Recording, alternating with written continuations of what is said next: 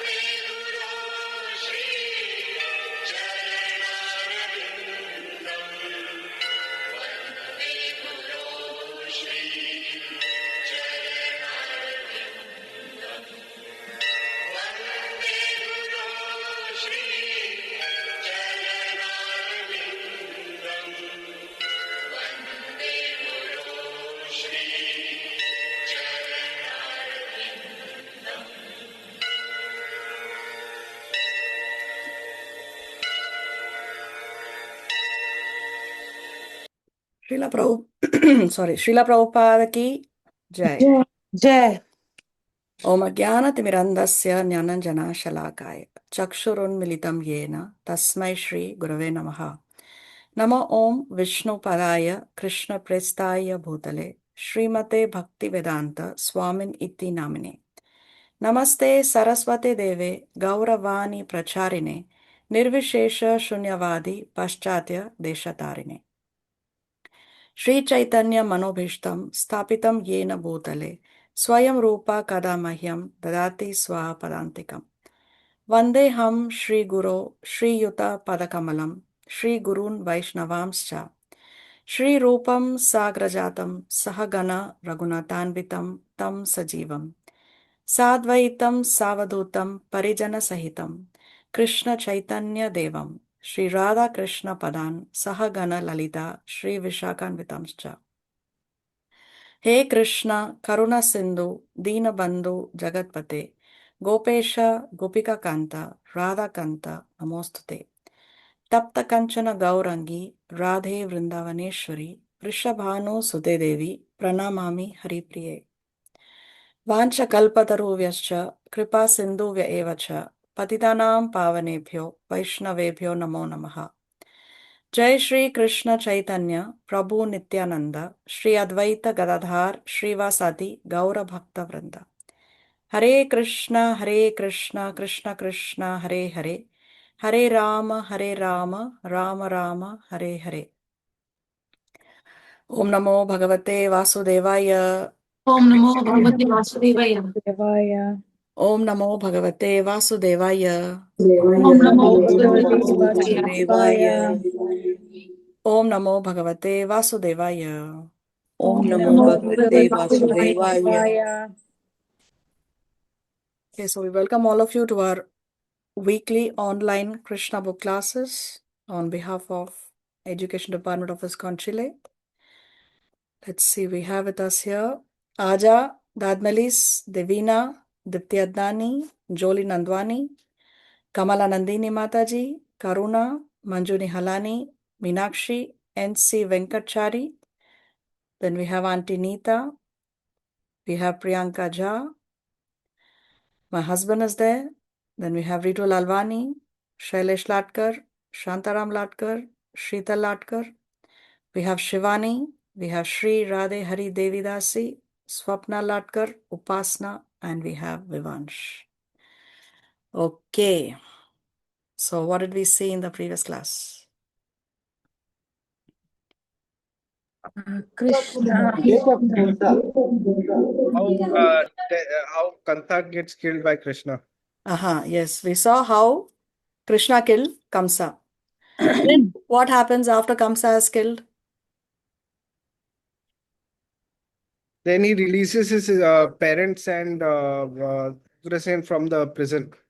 He releases his parents from the prison. So what happens when they unite? Then Lord Krishna and Lord Balarama then they lie at their feet, but both Devki and Vasudev they don't embrace them because they are reverential. They are aware of his godly status. Yes, exactly. So they do not embrace because they don't see Krishna as their son, but they are seeing Krishna as the supreme personality of Godhead.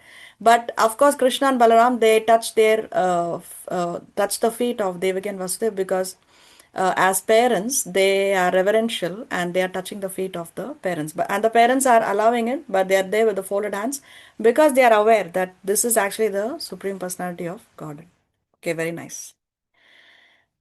So today, by the mercy of Sri Guru and Sri Krishna, we will see chapter number 45 of the Krishna book, titled Krishna Recovers the Son of His Teacher. So let's read. When Lord Krishna saw Vasudeva and Devaki standing in a reverential attitude, he immediately expanded his influence of Yoga Maya so that they could treat him and Balaram as children.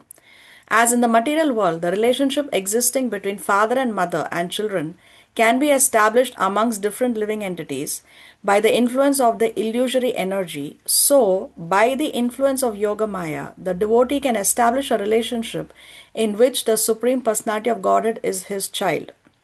After creating this situation by his Yoga Maya, Krishna, appearing with his elder brother Balaram as the most illustrious son in the dynasty of the Sattvatas, very submissively and respectfully addressed Vasudeva and Devaki. My dear father and mother, although you have always been anxious for the protection of our lives, you could not enjoy the pleasure of having us as your babies, as your growing boys, and as your adolescent youths. So see, when Krishna and Balaram, they are touching the feet, we already discussed how the parents are not, they don't embrace them, no? So Krishna is now thinking that, oh, this is not right. This should not be allowed to happen. No, this should not be allowed to happen. So he expanded his Yogamaya potency. When he expands his Yogamaya potency, then the parents, they can relate to Krishna as their son. No, they momentarily forget that Krishna is the supreme personality of Godhead. So Krishna feels that no, this should not be allowed to happen because when that happens, then both parties cannot enjoy the Vatsalya Ras, neither Krishna Balaram nor the parents. No. So therefore, Krishna expands the Yogamaya potency in order that they can enjoy to the fullest extent the Vatsalya Ras, the mellow of the parent and child relationship. So you see how Krishna can expand his Yogamaya potency. So they are out in and out of the Yogamaya potency in Vrindavan as well as in Mathura.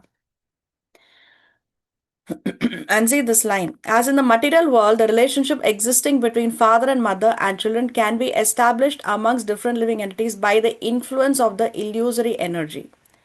So which means that even in the material world, yes, we have relationships of parents and children, but it's not something that's eternal relationship. No, our parents may be our parents now, but they may not be our parents in a future lifetime, and they may not have been our parents in the past lifetime. They may or may not have been, but in the past millions of lifetimes we've had millions of parents, millions of children. No, so it's all an expansion of Krishna's illusion. Sometimes our parents may be born as our children also in a future lifetime. We don't know. Sometimes our enemies can come as our children also, because suppose we have hassle someone in the previous lifetime a lot and we have made some enemy, then that enemy can come as our children in a future lifetime and create a lot of trouble for us. Suppose we owe money to someone in a previous lifetime, that person also may be born as our children, and then that child may extract a lot of money from the parents. That's why we see all children are not suputras. Suputras means they are not good children. No, some of them may be our debtors from the past life. Some of them may be our enemies from the past life, and they in this life they come to take revenge. So that's why some children they sometimes parents spend a lot of money on their children, no, maybe because of health or maybe because of some other issues. It's because that child is a debtor from the past life. Okay.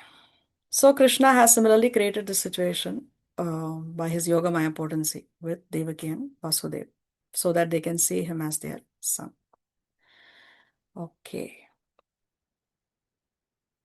Krishna indirectly praised the fatherhood of Nanda Maharaj and motherhood of Yashoda as most glorious because although he and Balaram were not their born sons, Nanda and Yashoda actually enjoyed their childhood pastimes. By nature's own arrangement, the childhood of the embodied living being is enjoyed by his parents. Even in the animal kingdom, parents are found to be affectionate to their cubs. Being captivated by the activities of their offspring, they take much care for their well being. As for Vasudeva and Devaki, they were always anxious for the protection of their sons, Krishna and Balaram. That is why Krishna, after his appearance, was immediately transferred to another's house. Balaram was also transferred from Devaki's womb to Rohini's womb. Okay, what name of Balaram means that he was transferred from the womb of Devaki to the womb of Rohini, or that he was attracted to the womb of Rohini. One name of Balaram means that. What name is that? It starts with an S.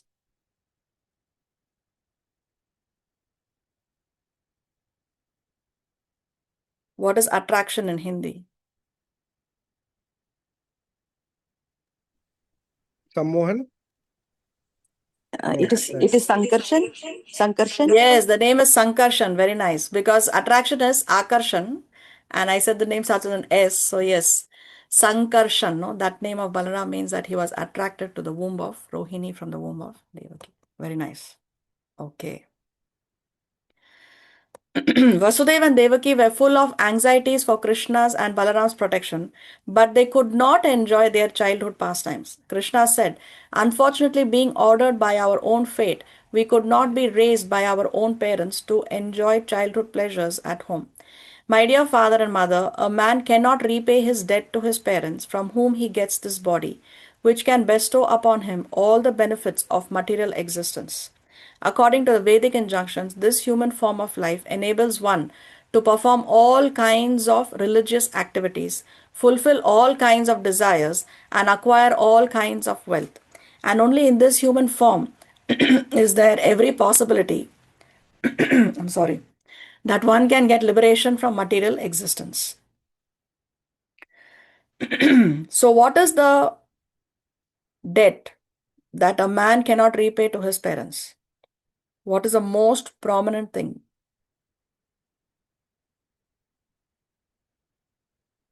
Is it the love? material existence? What's that? Material existence? So, what about this material existence is good? Body. The body, which kind of body? Human body. Why?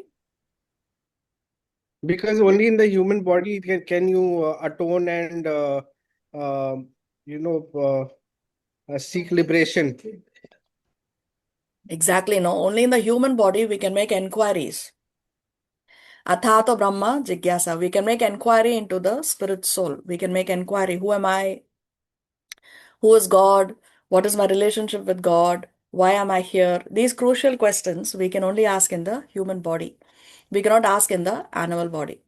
So, if nobody has children, if people opt for not having children, then how are those conditioned souls going to get the opportunity to have a human birth where they can perfect their lives and they can go back home, back to Godhead? So this is the reason why having Krishna conscious children is a religious activity. It's not the union of a man and woman is not sinful within a marriage, because then they can have Krishna conscious children and they can train up their children so that they can go back home, back to Godhead. So this is a debt that one can never repay to one's parents. Okay. This body is produced by the combined efforts of the father and mother. Every human being should be obliged to his parents and understand that he cannot repay his debt to them. If after growing up, a son does not try to satisfy his parents by his actions or by an endowment of riches, he is surely punished after death by the superintendent of death and made to eat his own flesh. If a person is able to care for or give protection to all parents, a chaste wife, children, the spiritual master, brahmanas, and other dependents, but does not do so, he is considered already dead, although he is supposedly breathing. My dear father and mother, you have always been anxious for our protection, but unfortunately, we could not render any service to you. Until now, we have simply wasted our time due to reasons beyond our control. We could not serve you. Mother and father, please excuse us for our sinfulness. So, see the karmic reaction if one does not take care of his parents, if one can do it, then the karmic reaction is you are made to eat your own flesh. Where is that? Here. One is made to eat his own flesh. So one cannot escape the karma. If see here, we may think that we can get away with so many things. It doesn't seem that serious a crime. No, externally it may feel like it's okay, doesn't matter. But karma is definitely going to come back. Karma is going to definitely come back. So if one can do it, then one should definitely take care of one's dependents. All parents, a chaste wife, children, spiritual master, brahmanas. Why is the spiritual master dependent?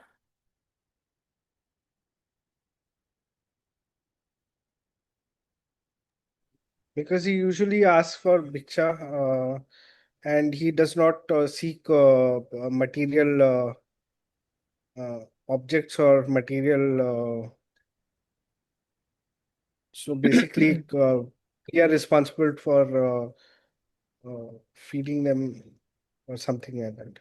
Yeah, see, normally Something. the brahmanas are the teachers of the society, no? The brahmanas are the teachers of society, and brahmanas, they don't go for a job because they dedicate their life to learning the shastras and teaching the shastras, to performing yagyas and to teach others how to perform yagyas. So they dedicate their life to that. So they don't go for a job. So therefore, we must donate to brahmanas, to the teachers, to the spiritual masters, so that they can maintain their family. How are they going to maintain the family if we do not donate to them? No. And of course, a brahmana, genuine brahmana, when he receives more than he needs for his um, survival, then he has to donate the excess. But if a Brahmana only takes and never donates, then that is not a real Brahmana. Then he's going against the religious principles. So, as we discussed, there are 6 duties of a Brahman: Patan Patan, Patan Patan, Yagya Yagya, and Dana Pratigraha. Patan Patan means he learns and he teaches the others. Yagya Yagya, he does the yagyas and he also teaches others how to do the yagyas. Dana and Pratigraha, he receives charity and whatever excess he has, he also has to give it away. These are the 6 duties of a Brahmana. Okay, so here, see what Krishna is saying here, what he tends to say here is that we have not been able to take care of you for so many years because of circumstance. So Krishna is saying that actually religious principles say that one should take care of the parents, but we have not been able to do that. So he's saying that we have not been able to follow dharma. That's what Krishna is saying to his parents. But here in this case, of course, it is because of circumstances, no? Circumstances. So that's why here it says, if a person is able to take care and he does not do, then the karmic reactions come. If one is in a position where one cannot take care for this reason, for example, in the case of Krishna and Balaram, then it's different, no? The whole thing boils down to what is one's intention. Many times we think that I'm not able to do it, but it's not that we are not able to do it, but it's because we don't want to do it. There is a difference between not being able to do something and not wanting to do something. For example, people say, "Oh, I cannot give up. I'm not able to give up onion and garlic." It's not that you're not able to give up onion and garlic, it's that you don't want to give up onion and garlic. No? So there is a difference between the two statements. And Krishna knows exactly what is one's intention. Anyways, next. When the Supreme Personality of Godhead was speaking as an innocent boy in very sweet words, Vasudeva and Devaki became captivated by parental affection and embraced him with great pleasure. They were amazed and could not speak or answer the words of Krishna, but simply embraced him and Balaram in great affection and remained silent. So finally now they are embracing Krishna and Balaram because they are under the potency of Yogamaya. Thus, having consoled his father and mother, the Supreme Personality of Godhead, appearing as the beloved son of Devaki, approached his grandfather Ugrasen and announced that Ugrasen should now be the king of the Yadu kingdom. Kamsa had been forcibly ruling the kingdom of Yadu in spite of the presence of his father, whom he had arrested. But after the death of Kamsa, his father was released and announced to be the monarch of the Yadu kingdom. It appears that in those days, in the western part of India, there were many kingdoms ruled by the Yadu dynasty, Andhaka dynasty, Vrishni dynasty, and Bhoja dynasty. Maharaj Ugrasen belonged to the Bhoja dynasty. Therefore, Krishna indirectly declared that the king of the Bhoja dynasty would be the emperor of the other small kingdoms. Krishna willingly asked Maharaj Ugrasena to rule over himself and Balaram because they were his subjects. The word praja is used. Yes, Shailesh, you have your hand raised. I didn't understand this last bit. Krishna willingly asked Maharaj Ugrasen to rule over himself and Balram because they were his subjects. So, what about the line you didn't understand? Willingly? So why is this specifically mentioned? Because basically the king rules over everyone, right? So why is it specifically mentioned that Krishna and Balram willingly asked him to rule over himself and Balram? See, if you technically, if you see, actually Krishna should be crowned king because he was the one who killed the king, right? He defeated Kamsa in that battle. So technically, Ugrasena can say that, oh no, but you should be the king because you have killed Kamsa. It's not Ugrasena who overpowered Kamsa, it is Krishna who overpowered Kamsa. So easily Krishna can become the next king. But Krishna is saying, no, but I am your subject, I am under you. So therefore you should be crowned king. Like that. But Kamsa was not the king, right? Because Ugrasen was the king. It is that he was arrested, but that didn't make Kamsa the king, right? Legitimately, he was not the king.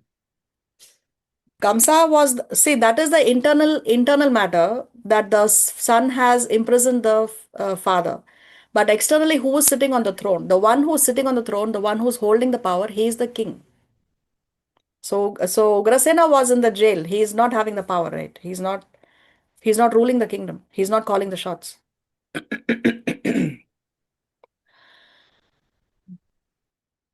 The word praja is used both for progeny and for citizens. So Krishna belonged to the praja, both as the grandson of Maharaj Ugrasenas and as a member of the Yadu dynasty.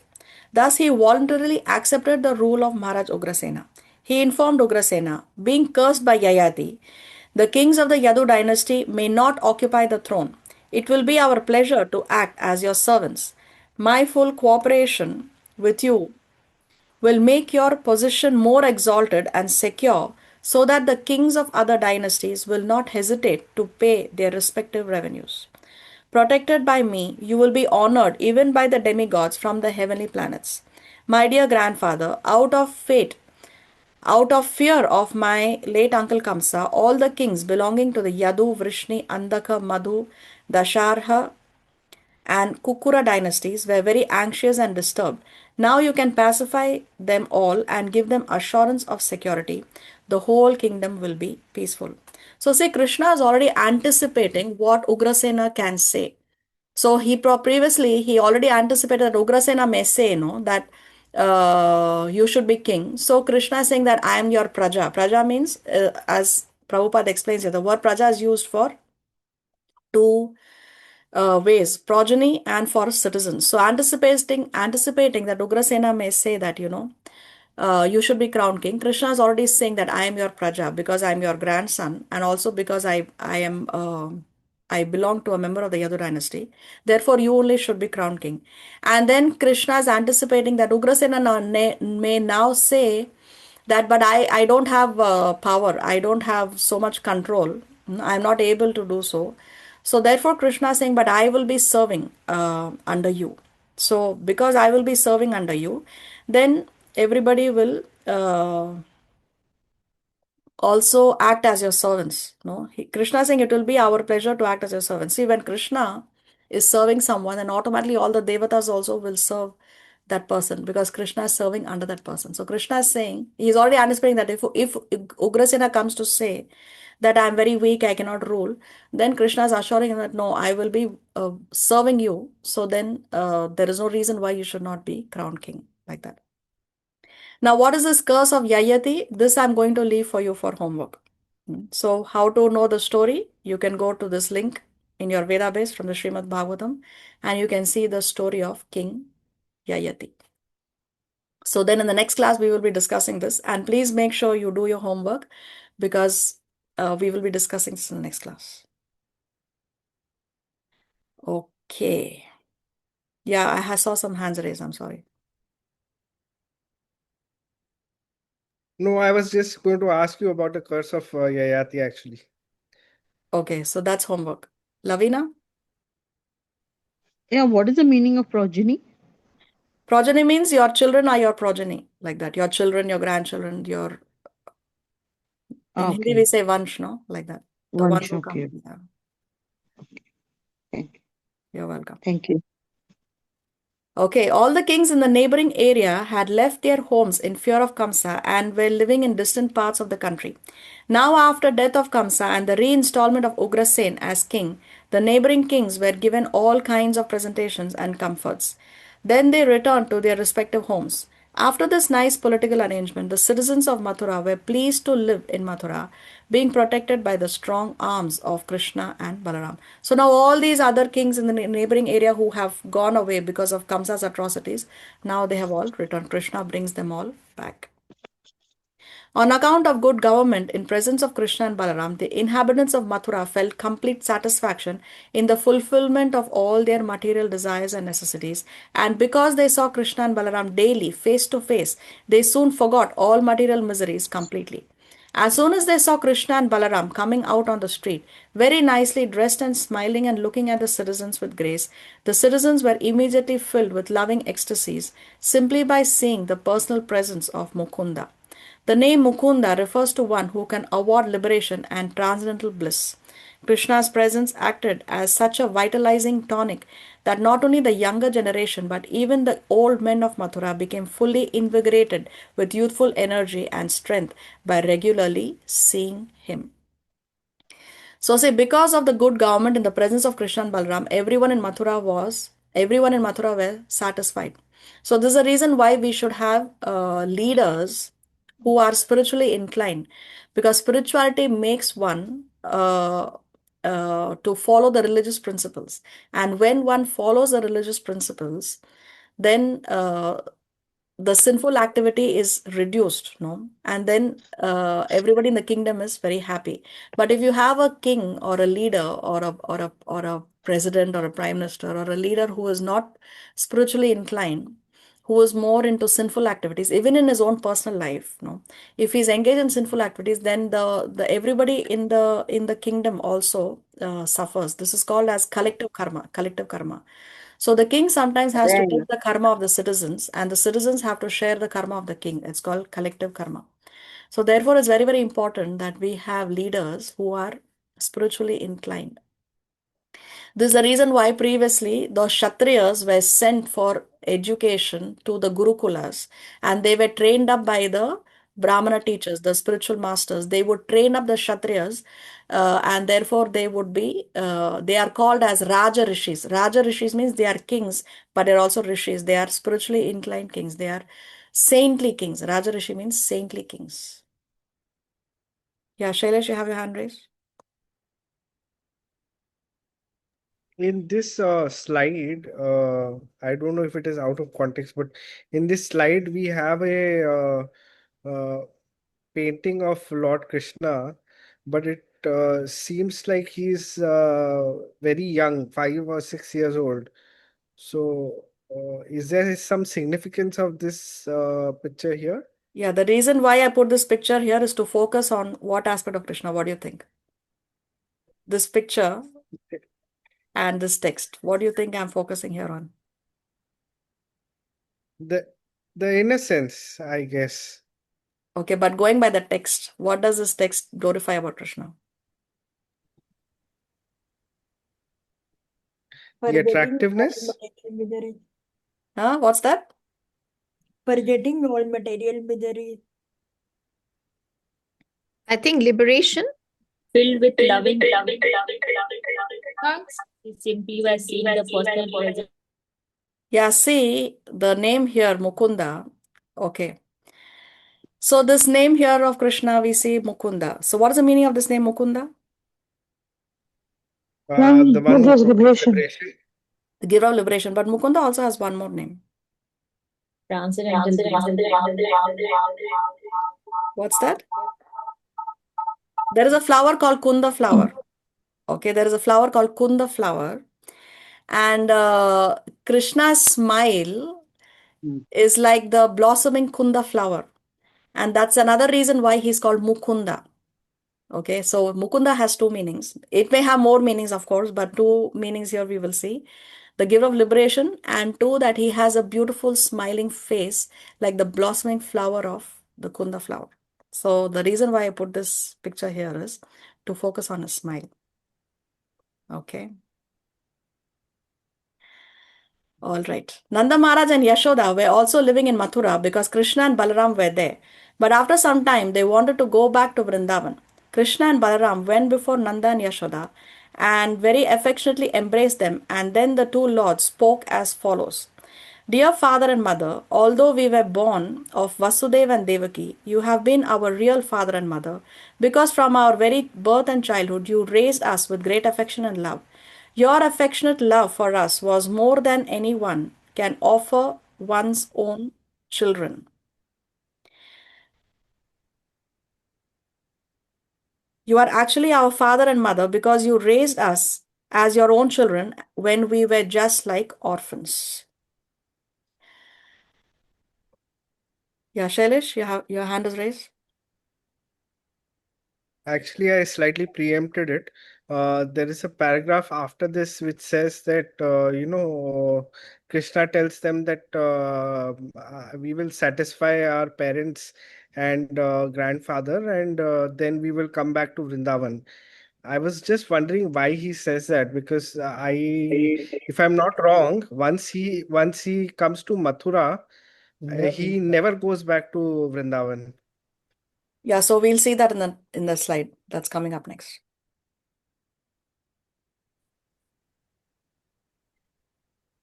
For certain reasons, we were rejected by our father and mother, and you protected us. Dear father and mother, we know that you will feel separation upon returning to Vrindavan and leaving us here. But please rest assured that we shall come back to Vrindavan just after giving some satisfaction to our real father and mother, Vasudeva and Devaki, and our grandfather and other family members.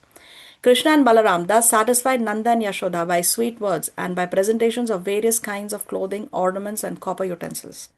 They satisfied them along with their friends and neighbors who had come with them from Vrindavan to Mathura as fully as possible. On account of excessive parental affection for Balaram and Krishna, Nanda Maharaj felt tears in his eyes and he embraced them and started with the cowherd men for Vrindavan. So see here, Krishna and Balaram is now, because now they are the residents of Vrindavan, they are going to return back to Vrindavan, those who came to leave Krishna and Balaram. And now that Kamsa has been killed, Ugrasena has been crowned king, Krishna is telling his parents that, he's telling Yashoda and Nanda Maharaj that I will stay with Devaki and Vasudev till I can satisfy them. And then he will return. Why? Because now he has been separated from from Devaki and Vasudev, from his parents, and now he wants to spend some time with them so that he can satisfy them also. No, he has his duties as a son towards his parents, Devaki and Vasudev. So he is telling Yashoda and Nanda Maharaj that I will stay here for some time and then I will return. So yes, we know that Krishna actually never returns. Now that can also be discussed from so many angles of vision, but let's just say from the It's external 11 angle of o'clock. What vision. time should we go? Shivani, please mute. Sorry. Okay. So we know that from the external angle of vision, Krishna never goes back to Vrindavan except for towards the end of his end of the pastimes when he takes everyone back home, back to Godhead, right? The point here Krishna is making is when I satisfy my parents Devaki and Vasudev. But the thing is, Devaki and Vasudev, they do not want, the residents of Mathura, they do not want that Krishna go back to Vrindavan. Because they know that once Krishna goes to Vrindavan, his heart is in Vrindavan, he will never come back to Mathura. So they don't give him permission to go back to Vrindavan.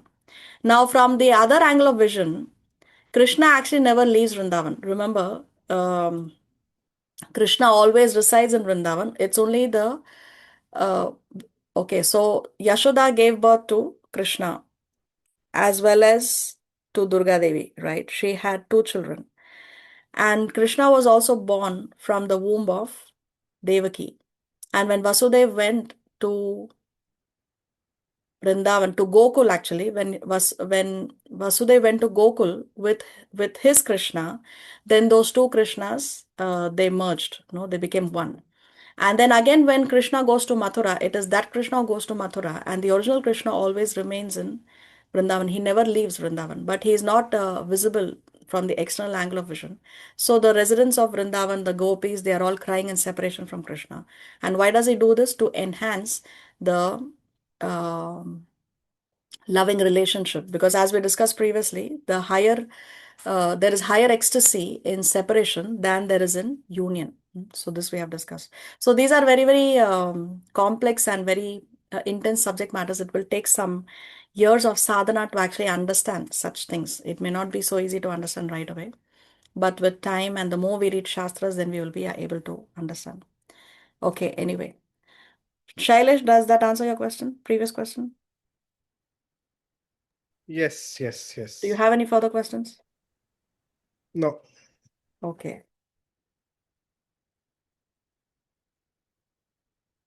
After this, Vasudev had his sons initiated by the sacred thread as the token of second birth, which is essential for the higher caste of human society. Vasudev called for his family priest and learned brahmanas, and the sacred thread ceremony of Krishna and Balaram was duly performed. During this ceremony, Vasudev gave various ornaments in charity to the Brahmins and endowed them with cows decorated with silken cloths and golden ornaments. Then Vasudev remembered the cows he had wanted to give in charity to the Brahmanas after the birth of Krishna and Balaram. But being imprisoned by Kamsa at that time, Vasudev had not been able to do so. Vasudev had been able to do so only within his mind, for Kamsa had stolen all his cows. After the death of Kamsa, his cows were released, and now Vasudev gave the actual cows to the Brahmanas. So see now, Krishna and Balaram, they are having their second birth. What is the second birth? Thread ceremony. Great ceremony. Yeah, so why is this thread ceremony called as a second birth? Actually, what is happening? They enter into student life. They are entering into student's life. Yes, they are going to accept a spiritual master. No, so thread ceremony means is actually the beginning of student life. Accepting a spiritual master, and after that, then they go to the Gurukula, where they live under the protection of the spiritual master. It's like a boarding school. No, they are away from the parents. They are under the care of the spiritual master. So that time they do this thread ceremony. It's called as a second birth. So why is it a second birth? Birth means parents. So who are the second parents then? The Spiritual Guru, the Guru and the Guru Mata. Yes, the guru and the guru's wife. No, that's why the spiritual master is called as a spiritual father. And that's why when we get initiation, when we receive initiation, we get a spiritual name. Because when the child is born, the parents give the child a name. So when we take our initiation, that is our second birth, we are getting a spiritual father. So the spiritual father gives a spiritual name to his spiritual child. So that is the second birth. So who is the family priest? Sandipani Muni. Pani. Family priest. Gargamuni. Yeah, Garga Muni is a family Garga priest. Yes, Garga Muni is a family priest. Okay. So this thing about Vasudeva and the cows. So as we read here, when Kamsa became the king, he stole all the cows of Vasudeva. And when Krishna was born, he was very happy and he wanted to give cows in charity to the Brahmanas. But he was not able to do so because he was in the prison and Kamsa had stolen all his cows. So he mentally donated 10,000 of his cows to the Brahmanas. Vasudeva donated 10,000 of his cows to the Brahmanas when Krishna appeared. And now after Kamsa has been killed, then Vasudeva goes to the Goshala of Kamsa and he took back all his cows. And from those cows, he gave 10,000 of those cows to the Brahmanas as charity. Okay. Then Balaram and Krishna were duly initiated with the sacred thread ceremony and they repeated the chanting of the Gayatri mantra. The Gayatri mantra is offered to the disciples after the sacred thread ceremony and Balaram and Krishna properly discharge the duties of chanting this mantra. Anyone who executes the chanting of this mantra has to abide by certain rules, by certain principles and vows.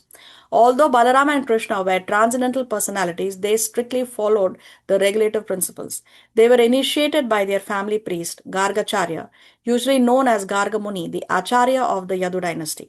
According to Vedic culture, every respectable family has an Acharya or spiritual master, one who is not considered a perfectly cultured man without being initiated and trained by an Acharya. One is not considered a perfectly cultured man without being initiated and trained by an Acharya. It is said, therefore, that one who has approached an Acharya is actually in perfect knowledge. Lord Krishna and Lord Balaram are the supreme personality of Godhead, the master of all education and knowledge. There was no need for them to accept a spiritual master or Acharya. Yet, for the instruction of ordinary men, they also accepted a spiritual master for advancement in spiritual knowledge. So they were duly initiated with the sacred thread ceremony and they repeated the chanting of the Gayatri mantra, which they have received from their family priest. So they received this mantra from the family priest. So this Gayatri mantra is offered to disciples after the sacred thread ceremony. And Krishna and Balaram properly discharge the duties of chanting this mantra. So anyone who chants the Gayatri mantra should properly discharge the duties. So there are some duties that come with it. Not that anyone at any time can chant this mantra. There are rules and regulations to be followed. We have to be careful. See here, one who chants this mantra has to abide by certain principles and vows. But nowadays it's become a fashion. In India, everybody knows and everybody chants and they think that is very auspicious. But no, it cannot be chanted unless one receives it from a bona fide authority under certain rules and regulations, and one is fulfilling certain duties that come with the chanting of that mantra. So we have to be careful. Okay, so they also accept a spiritual master. It is customary after being initiated in the Gayatri mantra for one to live away from home for some time under the care of the Acharya to be trained in spiritual life. During this period, one has to work under the spiritual master as an ordinary menial servant. There are many rules and regulations for a brahmachari living under the care of an acharya, and Krishna and Balaram strictly followed those regulative principles while living under the instruction of their spiritual master Sandipani Muni, who was a resident of Avantipura in the northern Indian district of Ujjain. So where did Krishna go for receiving education? So Sandipani Muni taught them, gave them teachings? Yes, it was Sandipani Muni who taught them, trained them. And it was Sandipani Muni whom Krishna and Balaram served as menial servants also. It was in Sandipani Muni's ashram that they stayed, in Sandipani Muni's Gurukula, where they studied. Why not Gargamuni? Gargamuni, right? Why not? That's their money, right? Every dynasty. He's a family priest. He's a family priest. He's not necessarily having a Gurukula. Gurukula means you are away from home. Family priest is there, in the kingdom for any rituals or yagyas that has to be done. Gargamuni is serving as a priest. Of course, he can be a spiritual master, but at that time, his service was to serve as a family priest, which means if the family requires him, he should be available. But this is like a boarding school away from home, where they are trained up in the and they are serving in the forest. There is a hut and those kind of things.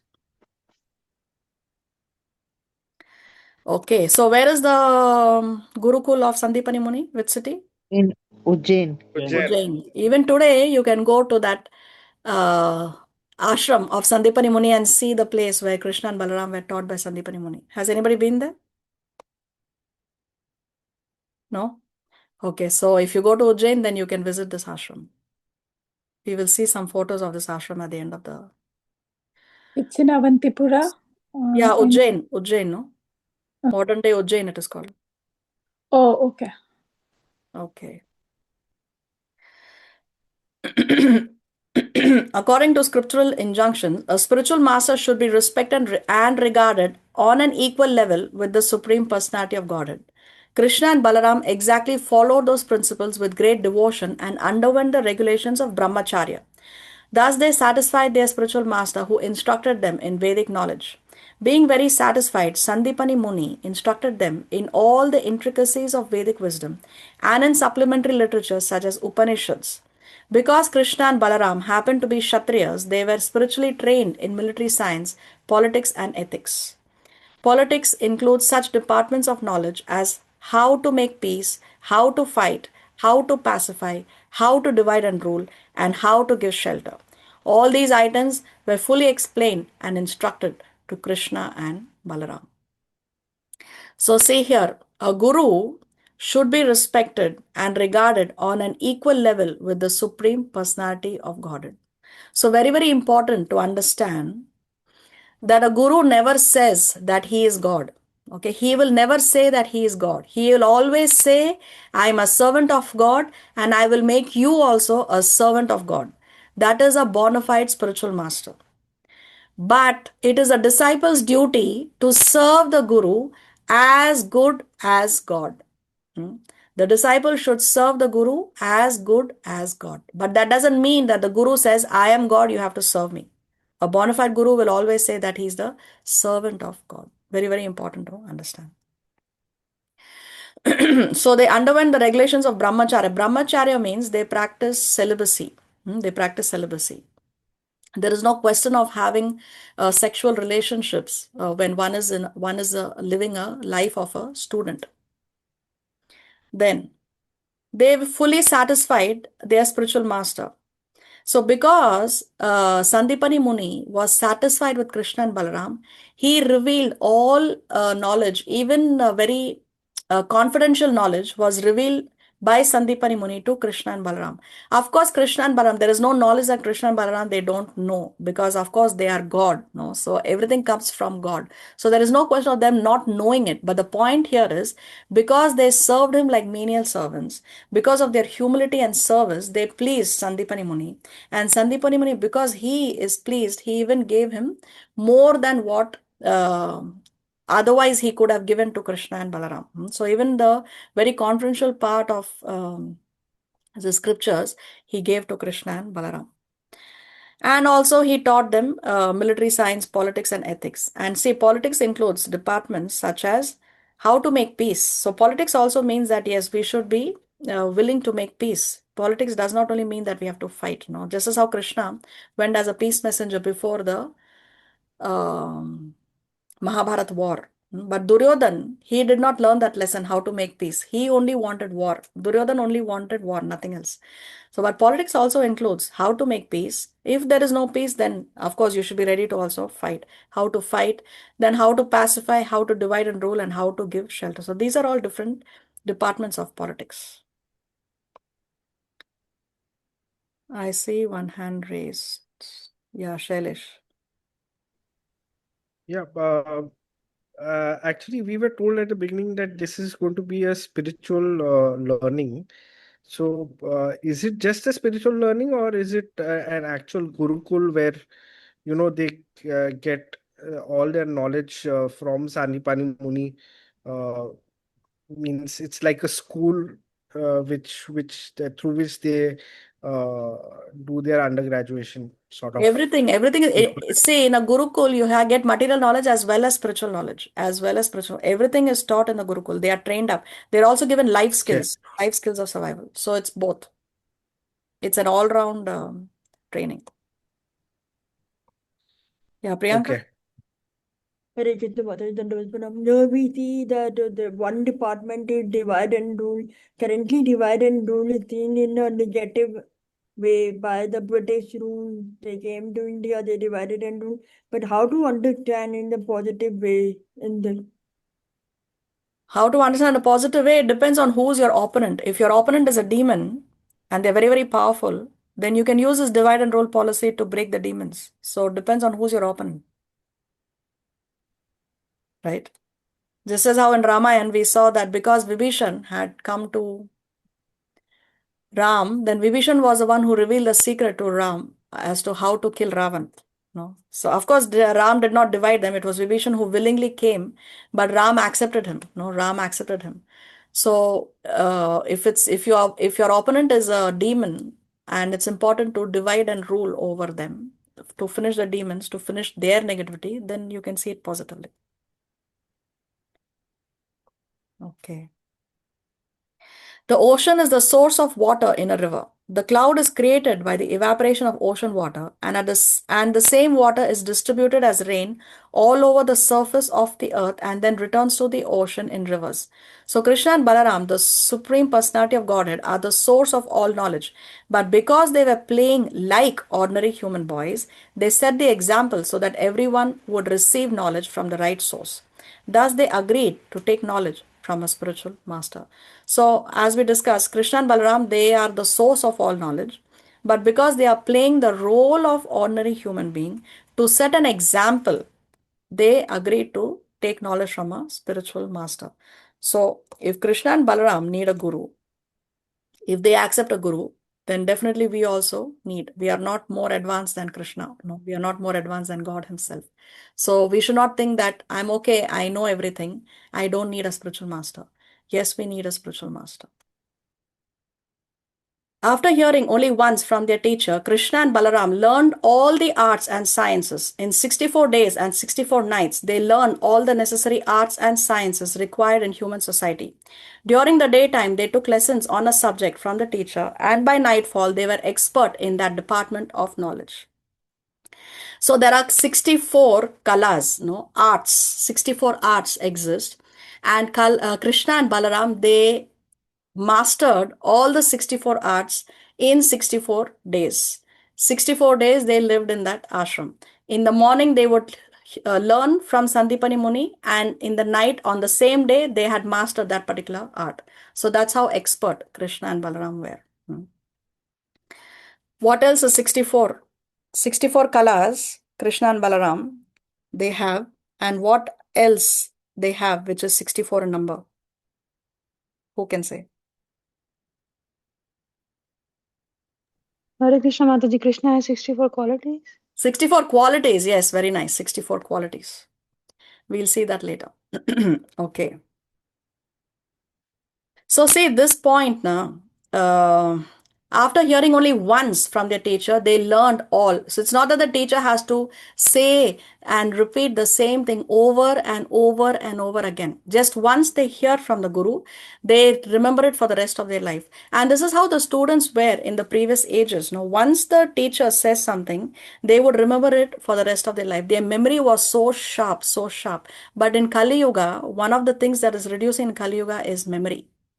Again, because of so many other factors. Other factors is because in the student life, we are not living a celibate life in this Kali Yuga. So therefore, there's a lot of loss of vital energy. And therefore, the students are suffering from loss of memory, loss of focus, and so many other things. Yeah, Shivani, you have your hand raised? Mataji, in which yuga was it that where people listened once and they remembered? So this is Satya Yuga. It was maximum. Then everything is reducing by 25% in each yuga. So Satya Yuga, it was at its peak. Dwapar Yuga had reduced little bit. Then in Treta Yuga it reduced a little bit, and Kali Yuga it is at the worst. Everything reduces by 25%. The influence of Kali, I mean the religious principles, are reducing by 25% in each yuga. Okay. Thank you. Hare Krishna. Hare Krishna.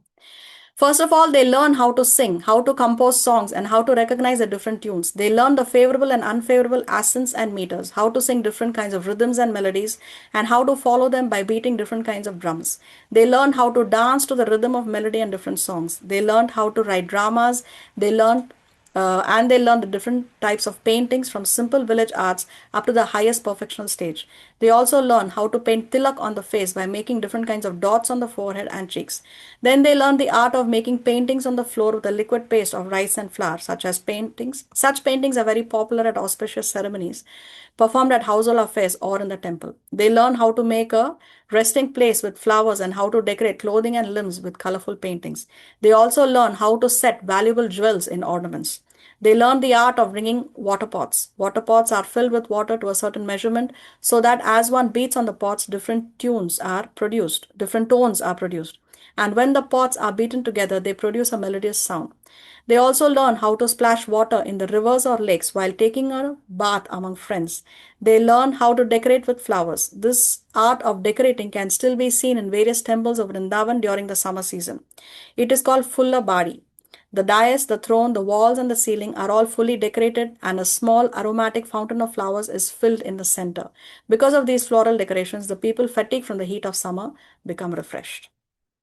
Krishna and Balaram learn the art of dressing hair in various styles and fixing a helmet in different positions on the head. They also learn how to set up a theatrical stage, how to decorate dramatic actors with costumes and with flower ornaments over the ear, and how to sprinkle sandalwood pulp and water to produce a nice fragrance. They also learn the art of performing magical feats. Within the magical field, there is an art called Bahurupi, by which a person dresses himself in such a way that when he approaches a friend, he cannot be recognized. Krishna and Balaram also learn how to make various syrups and beverages required at various times, having various tastes and intoxicating effects. They also learn different types of sewing and embroidery work, as well as how to manipulate thin threads for dancing puppets. This art includes how to string wires on musical instruments such as veena, sitar, esaraja, and tambura to produce melodious sounds. Then they learn how to make and solve riddles. They learn the art of how even a dull student can very quickly learn the alphabet and read books.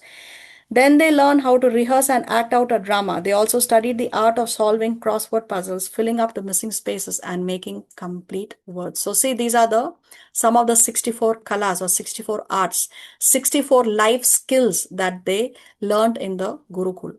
Nowadays, what we learn in schools and colleges and universities are not life skills, How many of us even remember what we studied in school and colleges? We don't remember. But these life skills will be with us forever, right? They also learn how to draw pictographic literature. In some countries in the world, pictographic literature is still current. A story is represented by pictures. For instance, a man and house are pictured to represent a man going home. Krishna and Balaram also learn this art of architecture, how to construct residential buildings. They learn to recognize valuable jewels by studying their luster and colors. Then they learn the art of placing jewels in a gold and silver setting so that they could look very beautiful. They also learn how to study soil to find minerals. This study of soil is now a greatly specialized science, but formerly it was common knowledge even for the ordinary man. They learned to study herbs and plants to discover how they could act as medicine for different ailments. By studying the different species of plants, they learned how to crossbreed plants and trees and get different types of fruits. They learn how to train and engage rams and cocks in fighting for sport. They then learn how to teach parrots to speak and to answer the questions of human beings. So see, these are all life skills. That's why if the political situation is such that they had to live in the forest, then they would know how to survive because they know how to construct homes, they know how to study the soil, they know how to crossbreed the trees and get different kinds of fruits so they can survive in the forest like that. But now with modern education, if we are stranded up in a forest, we will not survive even for 2 days because we don't have these life skills with us. They learn practical psychology, how to influence another's mind and thus induce another to act according to one's own desire. Sometimes this is called hypnotism. They learn how to wash hair, dye dye it different colors and curl it in different ways. They learn the art of telling what is written in someone's book without actually seeing it. They learn to tell what is contained in another's fist. Sometimes children imitate this art, although not very accurately. One child keeps something within his fist and asks his friend, "Can you tell what is within?" And the friend gives some suggestion, although he cannot actually tell. But this is an art by which one can understand and actually tell what is held within the fist. Krishna and Balaram learned how to speak and understand the languages of various countries. Not only did they learn the languages of human beings, Krishna could also speak with Krishna could also speak even with animals and birds. Evidence of this is found in the Vaishnava literature compiled by the Goswamis. Then they learn how to make carriages and airplanes from flowers. It is said in the Ramayana that after defeating Ravan, Ramachandra was carried from Lanka to Bharatvarsha on a plane of flowers called a Pushpa Ratha. Krishna and Balaram also learned the art of foretelling events by seeing signs. In a book called Kanara Vachana, the various types of signs and omens are described. If when one is going out, one sees someone with a bucket full of water, that is a very good sign. But if one sees someone with an empty bucket, that is not a good sign. It is not a good sign. Similarly, if one sees a cow being milked alongside its calf, it is a good sign. The result of understanding these signs is that one can foretell events, and Krishna and Balaram learned the science. They also learned the art of composing matraka. A matraka is like a crossword box with 3 numbers in a row. If one adds any 3 from any side, it will come to 9. The matrakas are of different kinds and for different purposes. Krishna and Balaram learned the art of cutting valuable stones such as diamonds, and they also learned the art of questioning and answering by immediately composing poetry within the mind. They learned the science of the action and reaction of physical combination and permutations. They learned the art of a psychiatrist who can understand the psychic movements of another person. They learn how to satisfy one's desires. Desires are very difficult to fulfill, but if one desires something which is unreasonable and can never be satisfied, the desire can be subdued and satisfied, and that is an art. By this art, one can also subdue sex impulses even when they are aroused, as they are even in brahmachari life. By this art, one can make even an enemy one's friend and transfer the direct action of a physical element to other things. Lord Krishna and Balaram, the reservoir of all knowledge, exhibited their perfect understanding of all the arts and sciences mentioned above. Then they offered to serve their teacher by awarding him anything he desired. This offering by the student to the teacher or spiritual master is called Guru Dakshina. It is essential that a student satisfy the teacher in return for any learning received, either material or spiritual. When Krishna and Balaram offered their service in this way, the teacher, Sandipani Muni, thought it wise to ask them for something ordinary, something no common student could offer. He therefore consulted with his wife about what to ask from them. He and his wife had already seen the extraordinary potencies of Krishna and Balaram and could understand that the 2 boys were the Supreme Personality of Godhead. They decided to ask for the return of their son, who had drowned in the ocean near the shore at Prabhasa Kshetra. So now 64 days have passed. They have received their 64 colors. And now they asked their spiritual master, how can I express my gratitude? No, what can I give you for Guru Dakshina? So now Sandipani Muni knows very well that Krishna and Balaram are not ordinary living entities because he has seen their extraordinary powers. So he says, I have to ask them something extraordinary. So he says, please bring back my dead son. He wants that his dead son is brought back as Guru Dakshina. So he had drowned in the ocean near the shore at Prabhasa Kshetra. So he's saying, yes, he was drowned at this particular place. Shivani? Mataji, so Sandip Muni didn't know that Krishna was the Lord. He just knew that he was extraordinary. See here. He and his wife had already seen the extraordinary potencies of Krishna and Balaram and could understand that the 2 boys were the Supreme Personality of Godhead. So because he saw the extraordinary powers, he understood from that they were the Supreme Personality of God. Thank you, Mataji. Hare Krishna. Hare Krishna. When Krishna and Balaram heard from their teacher about the death of his son, they immediately started for Prabhasa Kshetra on their chariot. Reaching the beach, they asked the controlling deity of the ocean to return the son of their teacher. The ocean deity immediately appeared before the Lord and offered him all respectful obeisances with great humility. The Lord said, "Some time back you caused the drowning of the son of our teacher. I order you to return him." The ocean deity replied, "The boy was not actually taken by me, but was captured by a demon named Panchajana. This great demon generally remains deep in the water in the shape of a conch shell.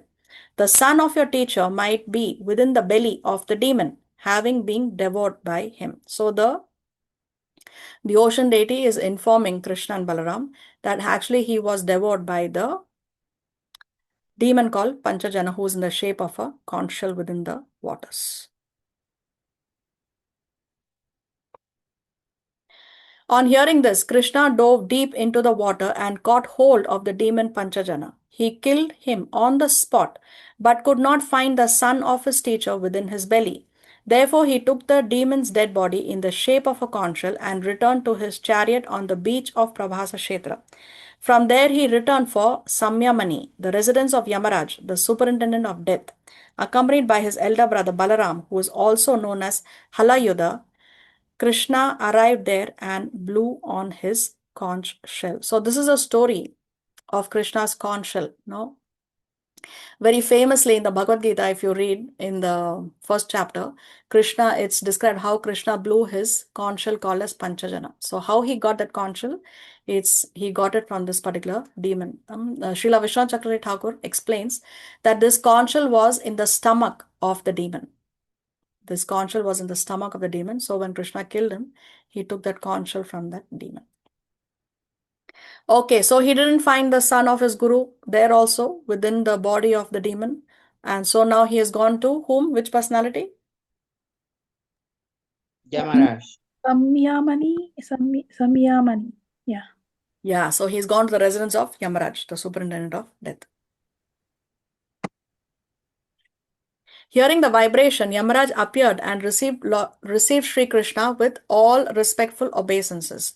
Yamaraj could understand who Krishna and Balaram were, and therefore he immediately offered his humble service to the Lord. Krishna had appeared on the surface of the earth like an ordinary human being, but actually Krishna and Balaram are the super soul living within the heart of every living entity. They are Vishnu himself, but they were playing just like ordinary human boys.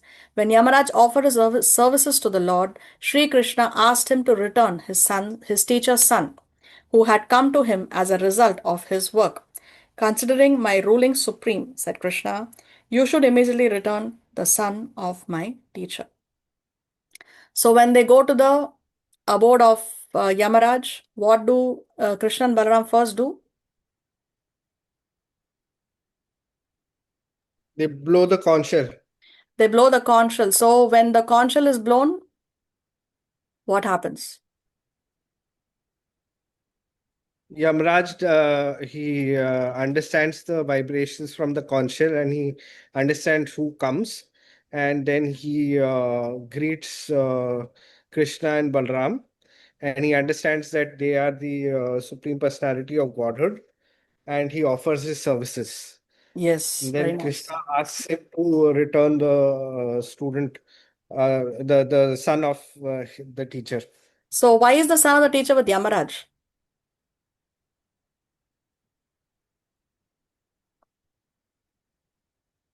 Because he is dead. Okay, so everybody who's dead is with Yamaraj? No, perhaps he has done some things that has led to him to. See here. Sri Krishna Krishna and asked him to return his teacher's son who had come to him as a result of his work. So because of his own actions, because of his own work, currently he is with Yamaraj. But now Krishna is saying, "Considering my ruling supreme," said Krishna, "you should immediately return the son of my teacher." So what Krishna has done here, he has overwritten that work of the son of his guru. So which means for his devotee, Krishna can override the rules of the game. Sometimes people ask, can I change my destiny? Yes, you can change your destiny if you surrender to Krishna. If you don't surrender to Krishna, then you are within the law of karma. Then you are within the law of karma. So Krishna can override all your past activities. Everything can go in a flash when you surrender to Krishna. And how do we surrender to Krishna? We cannot surrender to Krishna directly. We surrender to Krishna by surrendering to his bona fide representative. And that bona fide representative of Krishna is the bona fide spiritual master. So this is the reason why when we take initiation, all our past karma, except a very small, tiny percentage, everything else is taken away. Everything gone in a flash. So when we take initiation, that's why Krishna, I think we have read this before, that at the time of initiation, Krishna accepts the candidate as good as himself. Just imagine, at the time of initiation, that candidate is considered by Krishna to be as good as himself. That's pretty far out if you think about it. So that's why initiation is a very, very auspicious activity. Okay, and the blowing of the conch shell also is very, very auspicious. When we see in the temples, always conch shells are blown before and after the arati. When a conch shell is blown, it shatters the hearts of the irreligious. If you see in the Bhagavad Gita, in this first chapter, when the conch shells were blown by Krishna and Arjuna and others, the blowing of those conch shell on the side of the Pandavas, it shattered the hearts of the Kauravas. It had that kind of a shattering effect in the heart of the Kauravas. But when the Kauravas blew their conch shell, it did not have any effect on the Pandavas because they are already on the religious side. So when we blow the conch shell in our homes, it wards off all negative energy. Or not only in our homes, but anywhere when a conch shell is blown, all negative energies are, they run away with the sound of the conch shell because they cannot tolerate that sound. So it's very, very auspicious to blow a conch shell. Okay. Yamaraj returned the boy to the Supreme Personality of Godhead, and Krishna and Balaram brought him to his father. The brothers asked if their teacher had anything more to ask from them, but he replied, "My dear sons, you have done enough for me. I am now completely satisfied. What further want can there be for a man who has disciples like you? My dear boys, you may now go home. These glorious acts of yours will always be renowned all over the world. You are above all blessings, yet it is my duty to bless you. I therefore give you the benediction that whatever you speak will remain as eternally fresh as the instructions of the Vedas. Your teachings will be honored not only within this universe or in this millennium, but in all places and ages, and will remain increasingly new and important. Due to this benediction from his teacher, Lord Krishna's Bhagavad Gita is ever increasingly fresh and is renowned not only within this universe, but in other planets and in other universes also. So see, Bhagavad Gita, Srimad Bhagavatam, Chaitanya Charitamrita, these are all evergreen shastras. You can never get bored of reading it, no? And every time you read it, you will learn something new. Every time you read the Bhagavad Gita, you will feel that I did not read this before. No, somehow, even if you read every word scrutinizingly, when you read it again, you will feel that, oh, but I never read this line before. So every time you read Bhagavad Gita, it will reveal something new to you. No, it's an evergreen book. It's not like the ordinary materialistic books. You read once and then you don't want to read it again. No, for example, if you're reading a thriller, you read it once and then you're not going to get the thrill when you read it again. No, but Bhagavad Gita is an evergreen book. It's an evergreen book. Being ordered by their teacher, Krishna and Balaram immediately returned home on their chariot. They traveled at great speed like the wind and made sounds like the crashing of clouds. All the residents of Mathura who had not seen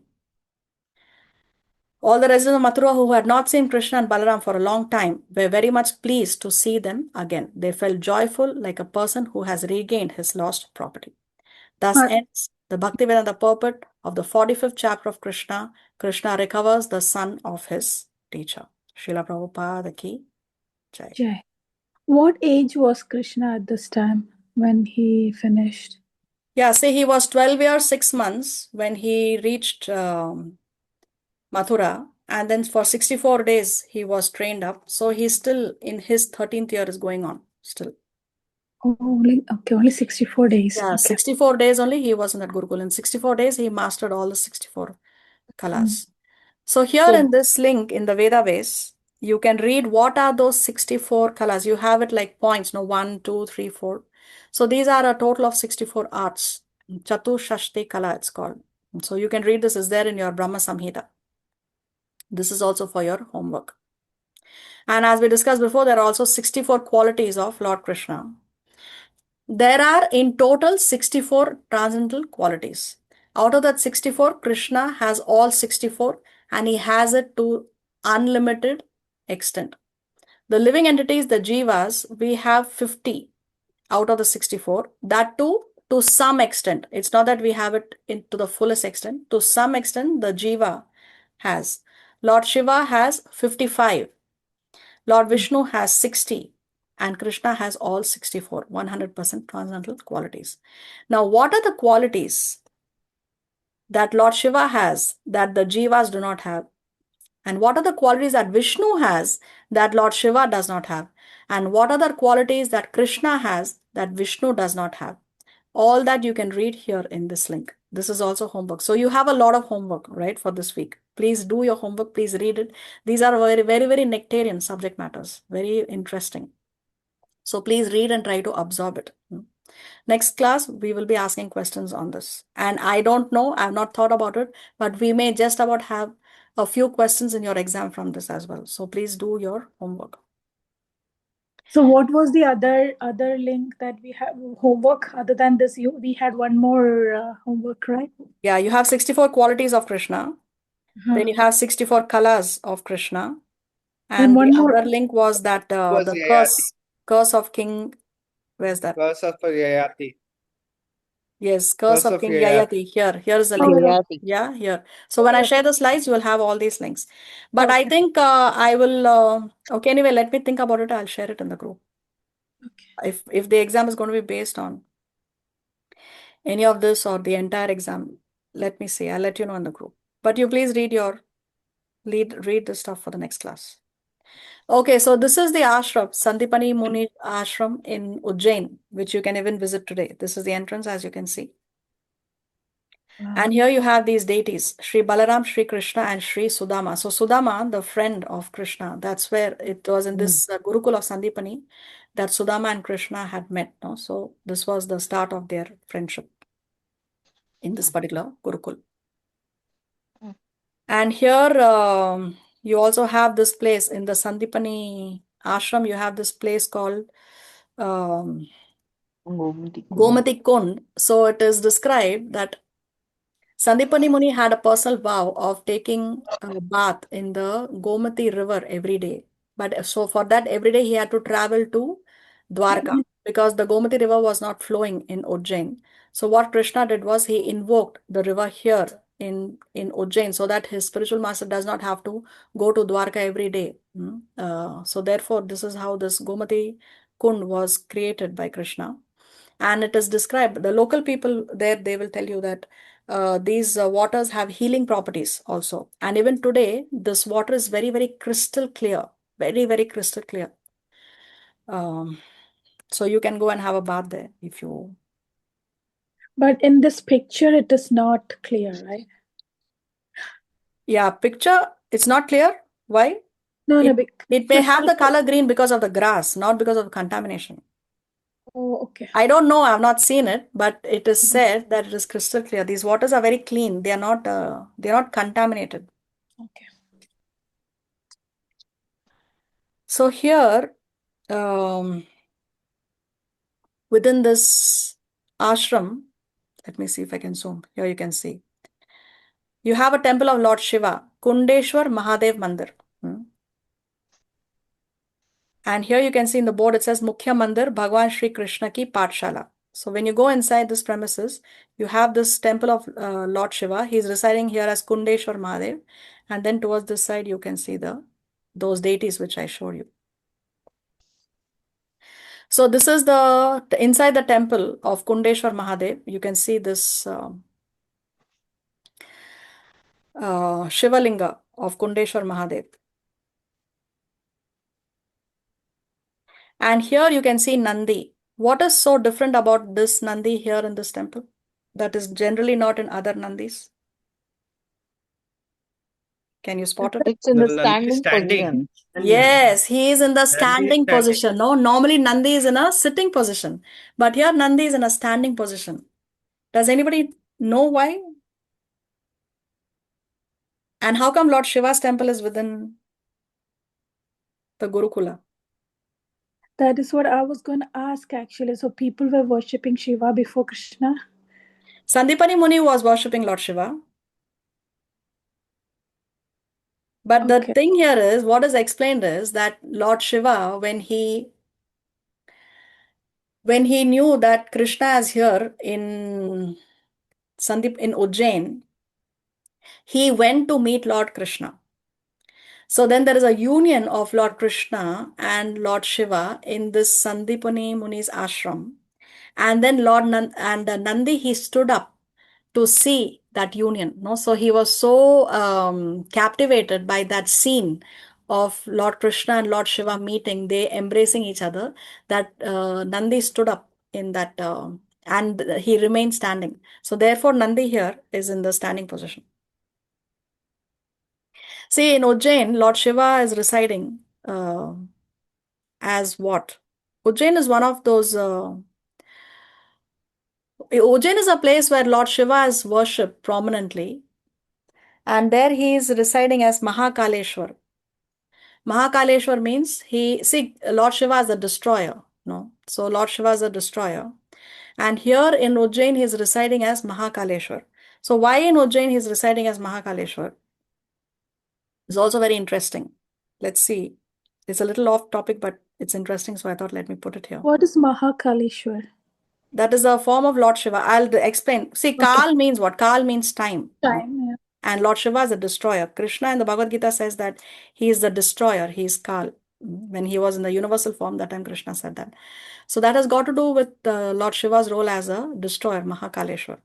But why in Ujjain he is there as Mahakaleshwar? See, we know that if we remember what we studied in our schools. So there is this imaginary line called Tropic of Cancer running through the earth. Here you have the equator, which divides it into two, and below the equator we have the Tropic of Capricorn. So anyway, we will focus now on Tropic of Cancer. So this Tropic of Cancer is cutting through India, right? Can you see? Yeah. Yes. Okay. Now, these are the lines here, 0 degrees. These are the vertical lines. These are imaginary lines, okay?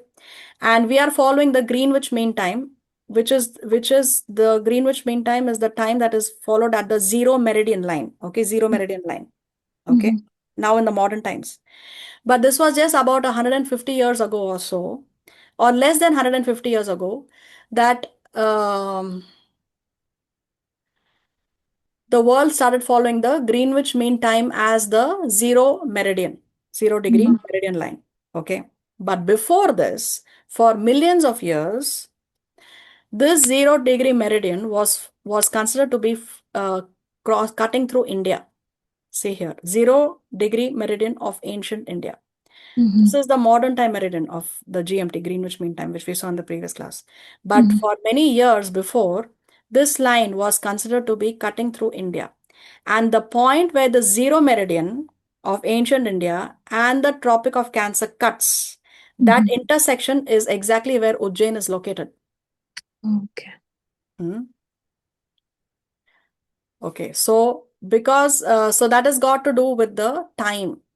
And Lord Shiva is there as Mahakaleshwar to indicate that he is time, he is the destroyer, and also his dominance over time, how he is the destroyer. And it's very interesting that here, where in the temple, Lord Shiva is there as Mahakaleshwar, but he is facing towards the south direction. Normally, the deities in temples, they do not face south. It's not auspicious. But here, Lord Shiva is as Mahakaleshwar. That Shivalinga is facing the south. What is there in the south? South Death. direction. Is it death? Death. Why death? So Yampuri is there. Because Yamaraj is in the lower planets, right? His residence is in the lower planetary system. So therefore, south means Yamaraj. No, south means death. So Mahakaleshwar here he's facing south. Nowhere else. I don't know if anywhere else is like that, but usually it's not the generic rule that deities or Lord Shiva faces the south direction. So, but Mataji, what is the speciality of meeting point of this Tropic of Because it Cancer? has got to do with time, na 0 degree meridian crossing. So it's the time factor. Is Reversed? the yeah. Okay. Okay. So does that answer your question? I don't know. Aja? Yeah.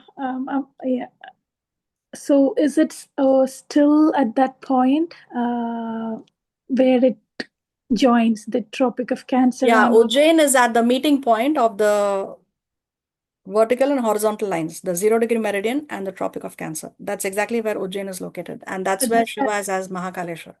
does that mean that time is still there? No. No, time is not still. Time is not still. It's Lord Shiva showing his form as the destroyer, Mahakaleshwar. Okay. Okay. He is related to time. Okay. Yeah. See, there are different deities, different moods are there. Here, Lord Shiva is in that mood of destroyer, Mahakaleshwar. And Okay. very interestingly, in Ujjain only he is as Mahakaleshwar, and in Ujjain he is facing south, and Ujjain is a spot where the 0 degree meridian and the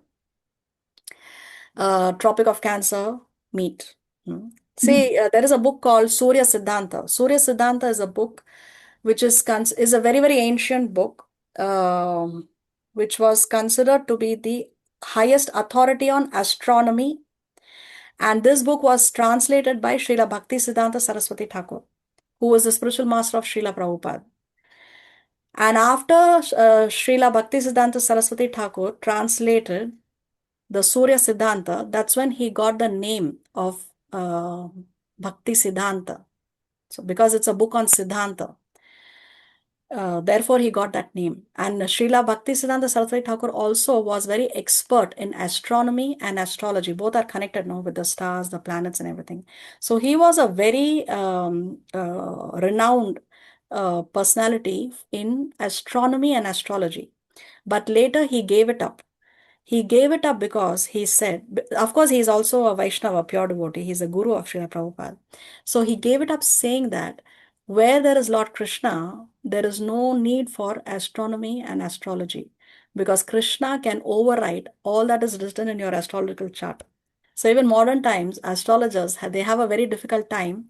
If you show them the birth chart of devotees, they are not able to make predictions because they say that Krishna is interfering with what was destined for that person. Krishna is interfering there.